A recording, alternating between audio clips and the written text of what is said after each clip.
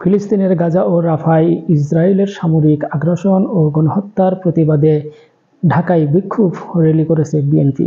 আজ বিকেল 4:45টার দিকে নয়াপল্টনে দলটির কেন্দ্রীয় কার্যালয়ের সামনে থেকে র্যালিটি শুরু হয়। এটি কাকরাইল, মালিবাগ, মৌচাক, মগবাজার মোড় হয়ে কারওয়ান বাজার মোড়ে গিয়ে শেষ হয়।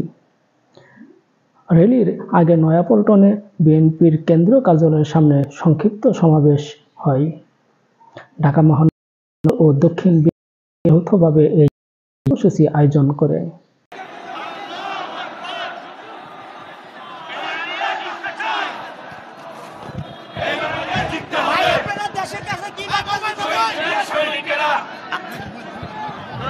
আমরা বাংলাদেশ থেকে একটি বার্তা দিতে চাই, ফিলিস্তিনি নিরহ জনগণের উপরে, মুসলিমদের উপরে যে অত্যাচার এবং বোমা হামলা করছে, আমরা বাংলাদেশিরা এবং নির্বিচারে শিশু হত্যা করছে, আমরা বাংলাদেশের পক্ষ থেকে তীব্র নিন্দা জানাচ্ছি।